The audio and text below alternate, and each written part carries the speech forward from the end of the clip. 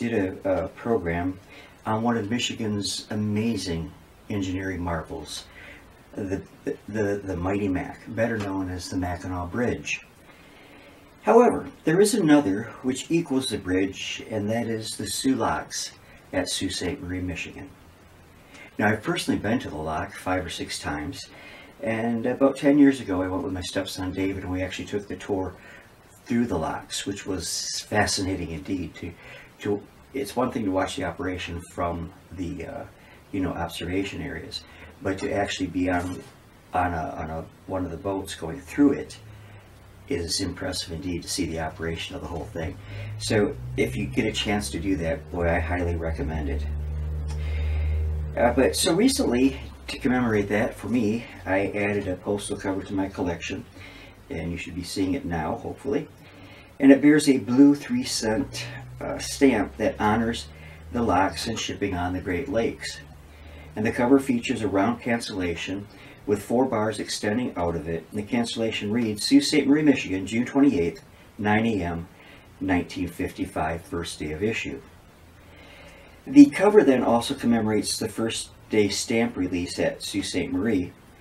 It was the first day release was done right there at Sault Ste. Marie. And the cachet in blue obviously also commemorates that event, and that reads, Soo Locks, Leviathans of the Lakes, meet the Sioux.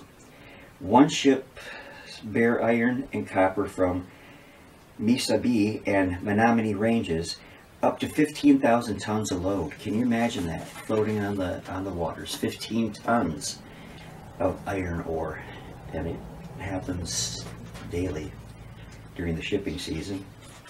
But the Soo Locks are a set of parallel locks that are the complete responsibility of the United States Army Corps of Engineers from the Detroit district. And the lock facilitates ships being able to travel between Lake Superior and the lower Great Lakes. The locks are located, as I've said, at Sault Ste. Marie on St. Mary's River, between Lake Superior and Lake Huron, between Michigan's Upper Peninsula and the Canadian province of Ontario. They serve to bypass the rapids of the river, where the water falls 21 feet. So it's going from, I forget if it goes up or down which way, but it's going from 21 feet to be able to go down into the lower waters, or vice versa. In a single average year, as many as 10,000 ships are likely to go through.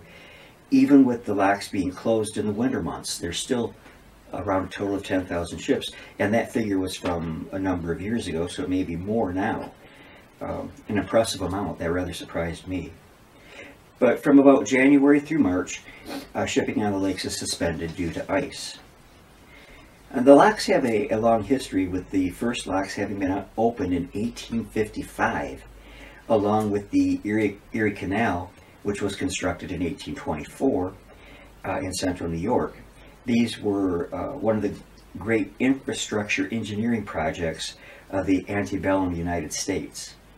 Now, I want to show you a fascinating home movie clip that was shot at the locks in 1958. Now, the footage, along with many other historic home movies, have been preserved and curated by the Prillinger Collection, or Prillinger Archives, and they can be accessed if you want to look at.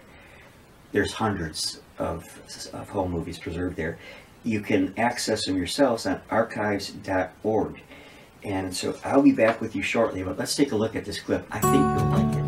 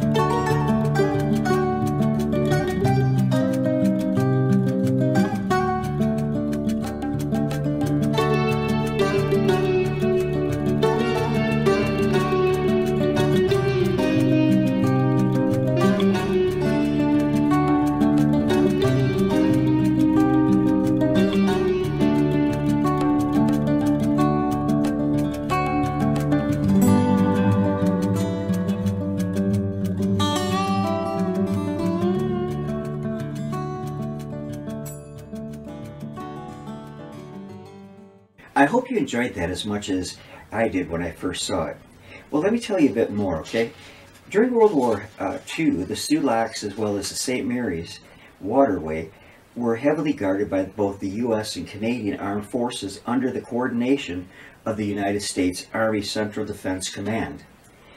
At the time, and with tensions as they were, it was considered a very real possibility that these two vital waterways would be targeted for a German air attack, which would have been executed out of Norway.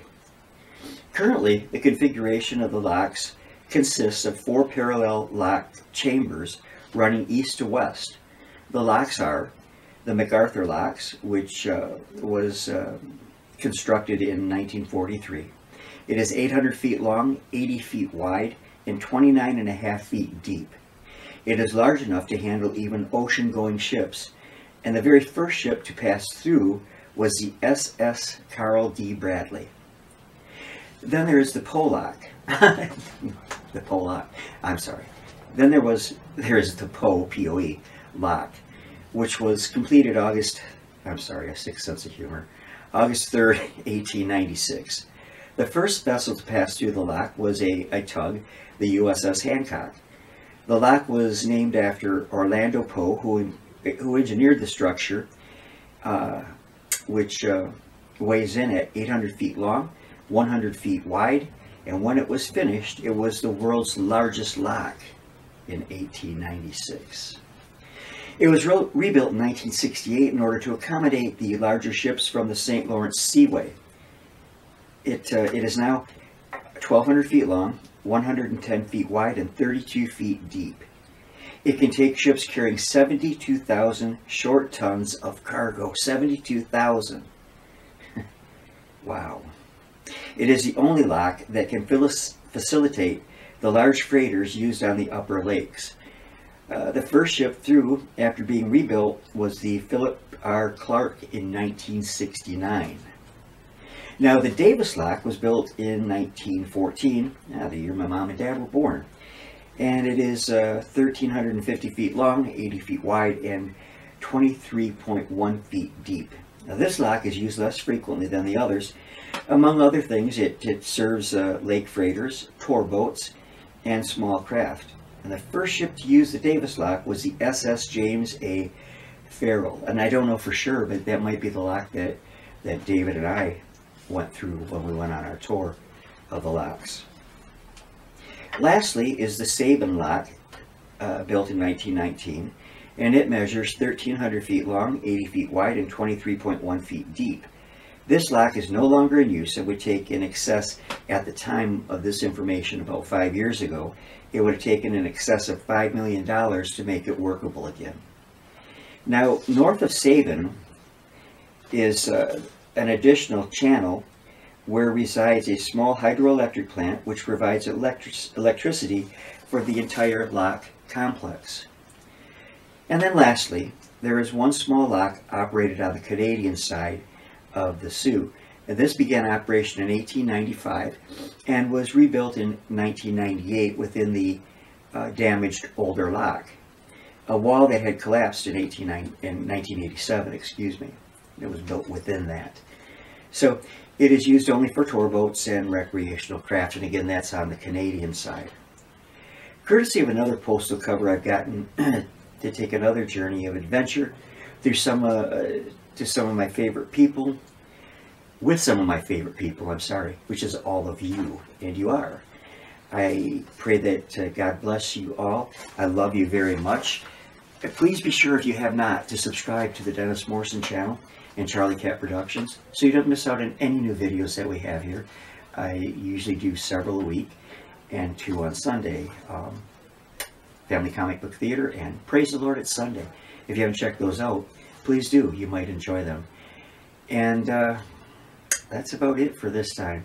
God bless you again. Stay healthy, stay safe, and I'll see you again real soon. God willing.